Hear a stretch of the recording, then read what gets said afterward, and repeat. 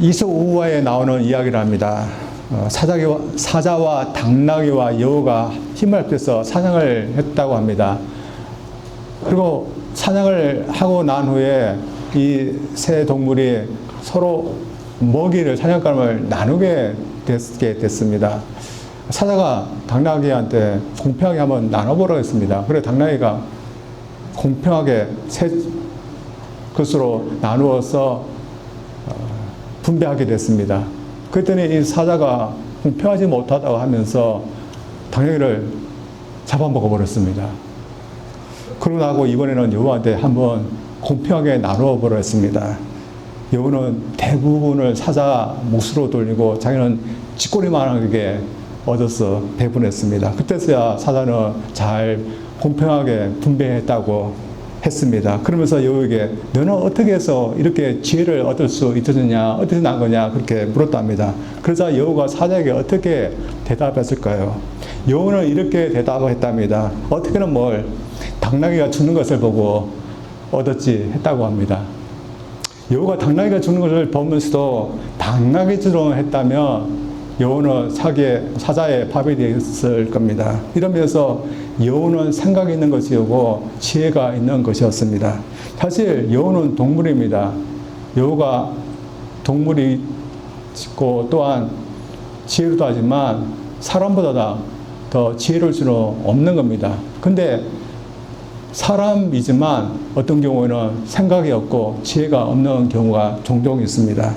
예수님 당시에도 지혜 없는 사람들이 있었습니다. 그 사람들을 봤을 때 주님은 안타까워하지 마시고 그들을 책망하시고 또한 그들에게 훈계를 하셨습니다. 영적인 지혜가 없어서 시대를 분별할 줄 모르는 그 사람들이 예수님께서 말씀하신 지혜 없다 하는 그런 사람들이었습니다. 그들에게 영적인 지혜가 있다면 시대를 분별했을 것입니다. 예수님은 그들의 시대에 왔습니다. 그러면 구세주가 왔다는 것을 그들이 분별하고 알아야 될 텐데 그들은 영적인 지혜가 없기 때문에 분별을 하지 못했습니다. 그리고 영적인 지혜가 있었다면 그들은 구원의 시간이 시작되었음을 그들은 알았을 겁니다. 그리고 영적인 지혜가 있다면 하나님께서 구원의 시간을 시작했다면 하나님께서 주님을 통해서 다시 구원의 시간을 마감할 수 있다는 것을 알아야 하는 겁니다. 그래서 항상 세상에 이렇게 있는 것이 아니라 언젠가는 하나님께서 구원의 절정이 됐을 때 구원의 시간을 마감하실 거라는 것을 아는 사람이 지혜로운 사람인 것입니다.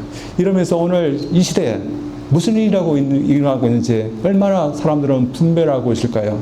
오늘도 지혜로운 사람들은 예수님을 통해 구원의 시간이 시작되고 또한 언젠가는 주님에 의해서 그 구원의 시간이 마감될 거란 것을 알고 있는 사람입니다. 그래서 지금 이 시대도 하나님께서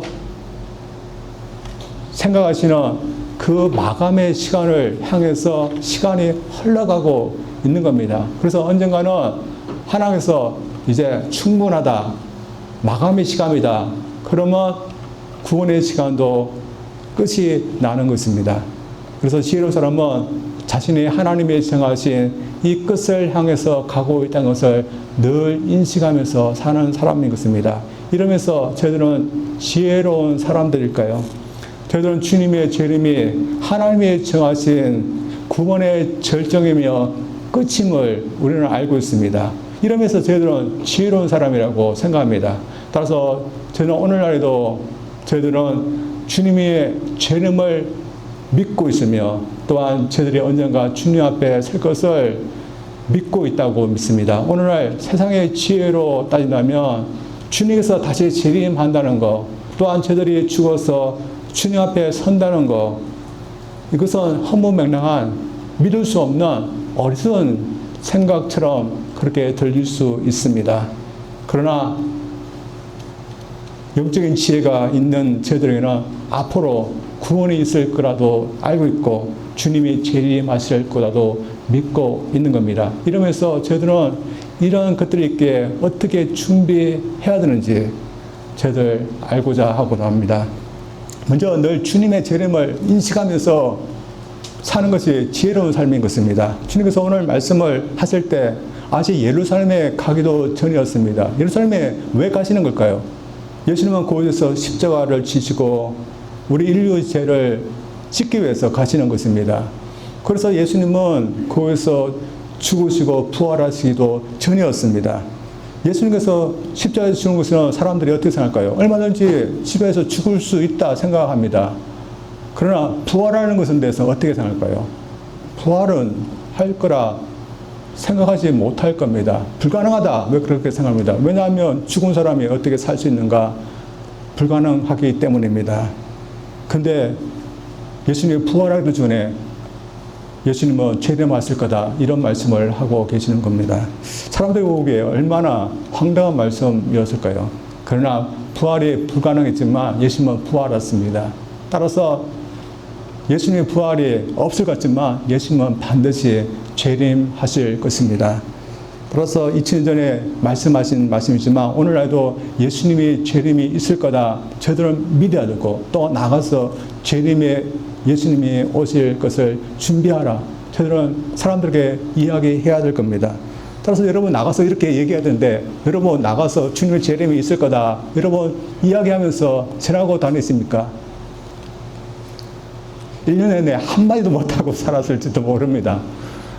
왜냐하면 시한부 종말론자 때문에 좀 그들의 잘못된 모습 때문에 저희들이 조심하는 면이 있기 때문에 그렇게 말 못하면서 사는 것 같습니다. 제가 군대에 있을 때 1992년도에 있었습니다. 그때 10월 26일 날 담임 선교와 그 교주였던 이장님 목사가 주님께서 재림한다고 주장했습니다. 제가 군대에 있을 때 그 소식을 들을 때 저는 말도 안 되는 소식을 하면서 무시해버렸습니다. 근데 그것을 진지하게 믿는 사람들이 있었습니다. 그리고 진지하게 준비한 사람들이 있었습니다. 얼마나 진지하게 준비했는지 직장도 그만두고 주님께서 오시는 것을 준비하는 사람들이 있었습니다. 심지어는 가정도 버리고 준비하는 사람들이 있었습니다. 근데 주님은 그해 10월 26일에 재림하시지 않았습니다. 미국 사회에서도 종종 주님이 언제 재림하시다고 날짜를 얘기하는 그런 사람들이 있어서 왔습니다. 근데 주님은 그들이 말한 그 날짜에 재림하시지 않았고 그 재림을 믿었던 사람들은 다 뿔뿔이 흩어지고 말았습니다. 저희들은 그들의 영향 때문에 주님의 재림에 대해서 말하고 준비하는 것에 좀 조심스러워진 것 같지만 그러나 주님의 재림에 대해서 아무것도 말하지 아니해서 주님의 재림이 있어도 되는 사실인 것처럼 만드는 것도 잘못인 것입니다. 왜냐하면 주님은 반복해서 재림하실 거다 말씀하고 있기 때문입니다. 따라서 오늘 말씀도 주님께서 재림하실 거다 이런 말씀을 하십니다. 그래서 주님은 강조하십니다. 주님께서 강조하기 위해서 이야기를 드는데 혼인잔치를 위해서 집을 떠났다가 돌아오는 어떤 주인의 이야기를 통해서 주님께서는 강조하십니다. 36절을 한번 보겠습니다. 너희는 마치 그 주인이 혼인집에 돌아와 문을 두드리면 곧 열어주려고 기다리는 사람과 같이더라. 39절은 도적이 오는 것과 비유해서 이야기했습니다. 39절입니다. 너희도 아는 바니 집주인이 만일 도둑이 어느 때에 이를 줄 알았더라면 그 집을 뚫지 못하게 하였으라. 우선 주인이 돌아올 때 문을 열어주어야 하는 종의 경우 이 종은 어떻게 해야 될까요? 이 종이 맡은 역할이 뭘까요? 문을 열어주는 문지기입니다. 이 종은 반드시 주인이 돌아와 문을 두드리면 문을 열어주어야 됩니다. 다른 사람도 아닌 주인이 문을 두드리면 그는 몇 배 더 긴장하고 준비하고 있어야 됩니다. 따라서 주인이 집을 나선 지 몇 달이 되고 1년이 지난다 할지라도 주인이 돌아오지 않을 거라고 생각할 수 있을까요? 다시 말해서 주인이 돌아올 것을 잊어버릴 수 있는 종이 있을까요? 세상에 그런 종은 없는 겁니다. 언제든지 주인이 올 수 있기 때문에 밤중이든지 깊이 잠들지 못하고 혹시나 주인이 오면 준비하기 위해서 그렇게 하고 있는 겁니다. 그리고 그렇게 준비하고 깨어있는 종은 참 지혜로운 종입니다. 왜냐하면 그렇게 준비하고 있을 때 주인은 오고 그는 문을 열어줄 수 있기 때문입니다. 주님은 당신이 재림하는 경우에도 우리 사람이 이렇게 해야 한다고 말씀하고 있는 겁니다. 사실 혼인집에 갔다가 돌아오는 이 주인의 경우와 주님이 재림하실 것과 비교한다면 누가 더 돌아올 확률이 높을까요? 사람들은 아무래도 혼인집에 갔다가 집에 돌아오는 주인의 돌아올 그 확률이 더 높다고 생각할 겁니다. 혼인집에 갔다가 사고 나서 죽을 확률이 얼마나 될까요? 거의 없을 겁니다. 그래서 거의 100% 돌아올 겁니다. 그러나 주님의 재림에 대해서는 이 정도 확률로 돌아올 거라고 저 믿는 자들도 과연 믿고 있을까요? 그러나 주님은 당신의 재림에 대해서 이 정도로 확실하게 돌아올 거다 주님은 말씀하고 있는 겁니다. 따라서 저희들은 주님께서 재림하실 거라고 믿어야 되고 또한 재림을 준비하는 것이 지극히 지혜로운 것입니다. 따라서 이 생을 떠나면 아무것도 없을 거다 생각하는 사람들에게 주님은 반드시 재림하는 것을 알려야 되고 또한 주님을 재림을 준비해서 그들이 그날에 의인으로 설 수 있도록 준비 있게 해야 될 줄 믿습니다. 저는 군대에서 이 비슷한 경험을 했습니다. 제가 이 말을 했더니 저보고 고문관이라고 했는데 고문관 뭔지 모르세요? 고문관?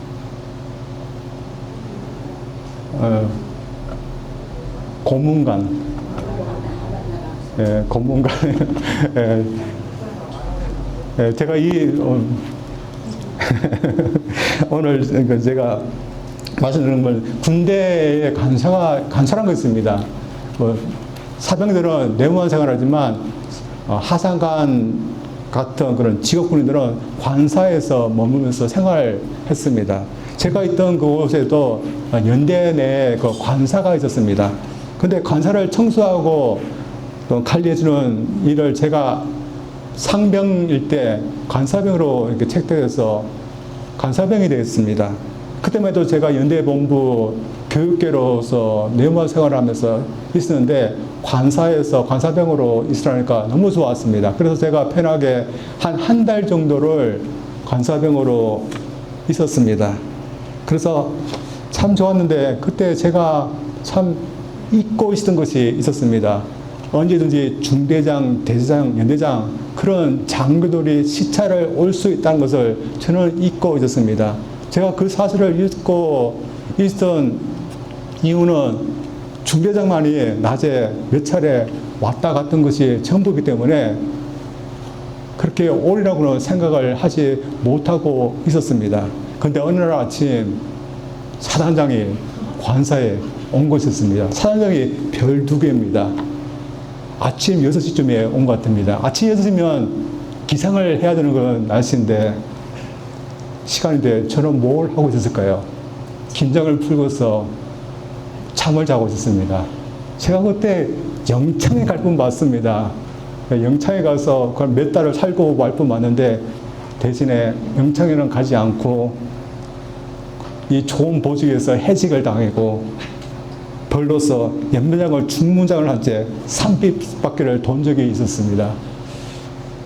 군대에서 사관장이 관사를 찾아올 거라고 누구나 생각해야 됩니다. 그러나 그렇게 찾아오지 않을 거라고 생각하는 것은 참 어리석은 것입니다. 제가 그 시설로 가면 누구든지 오든지 제가 맞이할 준비를 하고 있을 때 그때는 그렇게 하지 못했기 때문에 제가 벌을 받은 적이 있었습니다. 사단장도 온다는 것은 옵니다. 근데 이렇게 제가 어리석은 생각을 했지만 저만큼 어리석은 생각을 지금도 하고 있는 사람들이 있습니다. 누굴까요? 주님은 오지 않는다 그렇게 생각하는 겁니다. 자기들은 주님 앞에 서지 않을 거라 그렇게 생각하는 사람들이 어리석은 사람인 것입니다. 주님은 반복해서 재림하실 거다 그렇게 이야기하지만 그것을 듣지 않고 준비하는 사람은 나중에 어리석은 사람으로 드러나게 될 겁니다.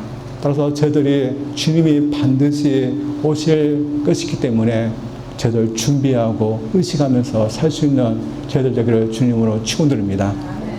두 번째로 주님의 재림을 앞두고서 맡긴 일에 충성하는 것이 지혜롭게 사는 것입니다.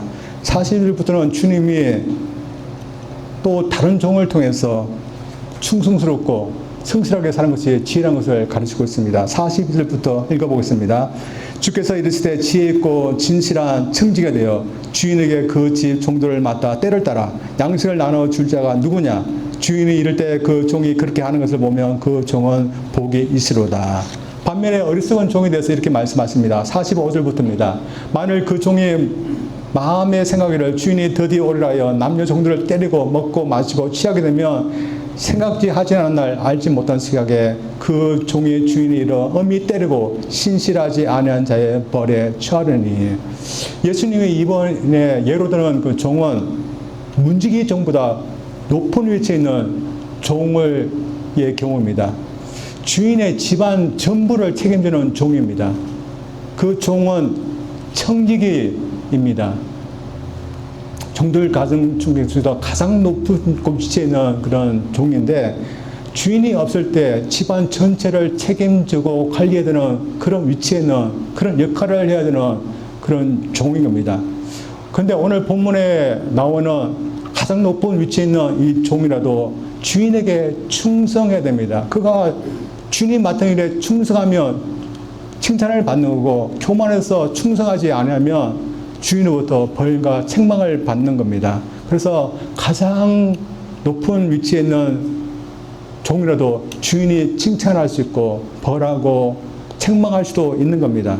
여러분, 저희들은 주님에게 어떤 종들일까요? 문지기 종들은 아닐 겁니다. 분명히 저희들은 청지기 종들일 겁니다. 다시 말해 저희들이 책임자를 많은 주님의 일들이 있고 책임자들 많은 사람들이 있는 겁니다. 따라서 저희들이 주님이 재림이 있기에 준비해야 되는 것은 단지 저희들의 구원만이 아니라고 생각합니다. 오늘 본문에서 주인이 종들에게 물었던 것은 내가 없는 동안에 내가 주인인 것을 인정했느냐 그것을 물은 것이 아니었습니다. 다들 그가 주인인 것은 알고 있었고 인정했습니다. 그러나 다른 것이 있었습니다. 주인이 없는 동안에 청지기로서 해야 될 그 일에 대해서 그들이 어떻게 했느냐는 다른 것이었습니다. 칭찬받는 종은 어떻게 했습니까? 42절입니다.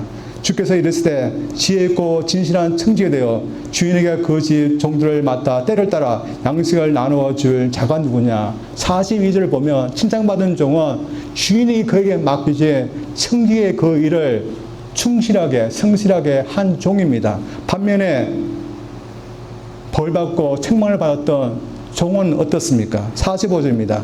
만일 그 종이 마음의 생각에를 주인이 더디에 오리라 하여 남녀 종들을 때리며 먹고 마시고 취하게 되면 벌받은 종은 45절은 자신에게 맡겨진 청지 일에 불충성한 종이 것입니다.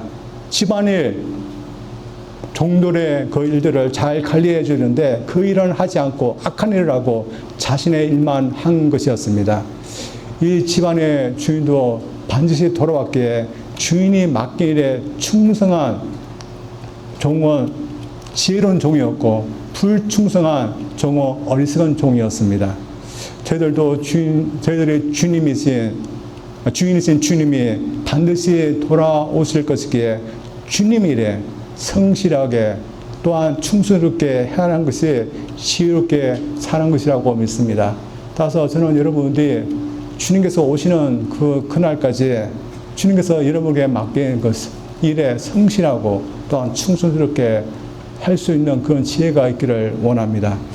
사실 믿는 분들 중에도 성실한 분들이 있습니다.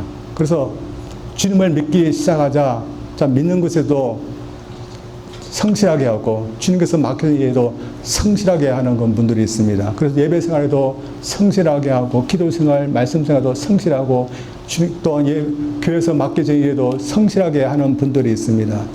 세상 사람들이 볼 때는 왜 저렇게 성실하게 하려고 하나 그렇게 이해되지 않는다 그렇게 하지만 그러나 성실하게 주님을 믿고 성실하게 주님 일에 충성하는 그런 그리스도들이 있습니다. 그런데 안 믿는 사람들이 보기에는 믿는 사람들이 다 성실한 것이 보이지만 실상 믿는 자들 가운데서도 어떤 사람들은 성실하고 어떤 사람은 성실하지 않습니다. 저희들의 교회의 경우 모두 성실합니다. 성실하기 때문에 먼 곳을 마다하지 않고 예배 자리에 나와서 예배 드리려고 하고 그리고 바쁜 일이 있어도 그렇게 하지 않으려고 합니다. 그리고 무엇보다도 성실하기 때문에 하나님께서 맡기신 일에 대해서 충성하려고 노력합니다. 그래서 성실하게 이렇게 믿음 생활하는 분들을 보면 여러분 뭐 어떻습니까? 참 보기 좋고 복되다고 생각합니다. 그러나 제 교회는 없지만 불충성하고 불성실한 그런 그리스도인도 있는데 여러분 그 그리스도인을 보면 어떻습니까? 저희들이 보기에도 참 보기가 좋지 않습니다. 왜 그럴까요? 단지 보기가 좋지 않기 때문에 그런 것은 아닐 겁니다. 이 성실, 불성실의 결과가 나타나는 것을 우리는 알고 있기 때문에 성실하게 하는 사람은 참 복되다 그렇게 생각하고 불성실한 사람은 참 안 됐다 그렇게 생각하는 것입니다. 왜 그럴까요? 이런 불성실, 성실의 결과가 반드시 드러나는 그런 날이 있기 때문입니다. 여러분 저희들은 그 날이 있기 때문에 저희들은 성실해야 되고 충성해야 되는 겁니다. 안 믿는 사람들은 이런 날이 올 거라고 생각하지 못합니다. 그래서 성실하지 않으려고 합니다. 그러나 믿는 사람들은 반드시 그 날이 올 거라 믿기 때문에 주님께서 맡기신 일에 성실하는 겁니다.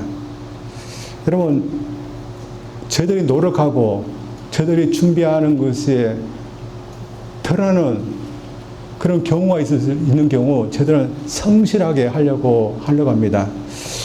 가령 가게를 운영하는 그런 분이 더 맛있는 메뉴 하나를 만들기 위해서 노력하고 준비합니다. 근데 노력하고 준비한 것이 언제 드러날까요? 왜 그렇게 노력하는 걸까요? 어떤 날이 있기 때문입니다. 자기가 준비하고 또 맛있게 만든 그것을 가게에 가서 손님한테 공개하고 팔 때 자신이 노력하고 준비한 것이 드러나는 것입니다. 그래서 손님들이 그것을 보고서 맛있다 하면서 많이 사주면 자신이 준비한 것이 수고한 것이 드러나기 때문에 그렇게 더 성실하게 하려고 하는 겁니다. 학생들의 경우도 마찬가지입니다. 왜 성실하게 공부하려고 할까요? 성실하게 공부하면 그 결과가 드러나는 날이 있기 때문입니다. 언제일까요? 시험 볼 때이고 그 다음에 학교에 지나갈 때인 것입니다. 그래서 학생들은 그때가 있기 때문에 성실하게 공부하려고 하는 겁니다. 저는 목사들의 경우도 그렇다고 합니다. 목사님도 열심히 일주일 동안도 말씀을 준비하는 이유가 있습니다. 일주일에 어떤 날이 있기 때문에 그렇게 할까요? 주일날이 있기 때문입니다. 주일날이 있기 때문에 목사님들은 일주일을 열심히 말씀을 준비합니다. 그리고 주일날 준비한 것이 다 드러나게 됩니다. 저도 마찬가지입니다. 저도 일주일 동안 성실하게 준비해야 됩니다. 왜 그럴까요? 주일날 와서 여기서 설교해야 되기 때문에. 그래서 저는 결과를 당장 볼 수 있습니다. 상을 여러분 줄 수도 있고 벌을 줄 수 있습니다. 상이 뭘까요? 여러분이 아멘 하면서 잘 들어주면 상이고, 벌이 뭘까요? 여러분이 못마땅한 얼굴로 쳐다보고 있으면 벌인 겁니다. 그래서 그런 결과가 있기 때문에 저는 말씀을 준비하는 것에 대해서 성실하려고 합니다. 여러분, 우리가 성실하게 하는 것에 대해서 결과가 나타난다면 우리는 성실하려고 노력할 겁니다. 이것은 세상에서 주님을 믿는 일에도 또한 주님의 일에도 드러나지 않을까요? 세상에서는 드러나지 않는다고 생각합니다. 그러나 반드시 드러나는 날이 있습니다. 그때가 언제일까요? 주님께서 재림하시는 그 날입니다. 만약에 재림 전에는 우리가 세상을 떠나며 우리가 천국에서 주님 앞에 서는 그런 날 우리가 얼마나 성실했느냐 또한 충성했느냐 그것이 다 드러나기 그런 날이 반드시 오는 겁니다. 여러분 그 날 언제 올까요? 주님이 언제 재림할까요? 우리가 언제 주님 앞에 서게 될까요? 우리는 알지 못합니다. 그러나 확실한 것은 반드시 이 날이 오고 있다는 겁니다. 여러분 이 날이 오기 때문에 여러분 준비하기를 원합니다. 그래서 그날에 여러분에게 책명과 그런 벌의 날이 되지 않기를 원합니다. 대신에 영광과 기쁨의 칭찬을 들을 수 있는 그 날이 되기를 원합니다. 지금 저희들이 주님 앞에 성실하고 좀 주님을 믿는 일에도 성실하면 분명히 그날 우리의 성실이 다 드러나게 돼서 주님께서 저희를 볼 때 참 성실하게 충성했구나 저희에게 칭찬하실 분명히 그날이 올 겁니다. 저희들 주님의 재림날 또한 주님 앞에 서는 날 그 날이 저희들의 기쁨의 날 칭찬 들을 수 있는 그 영광의 날이 될수록 여러분 지금 준비하실 때 여러분 준비할 수 있는 저희들 되기를 주님으로 축원드립니다. 기도합니다.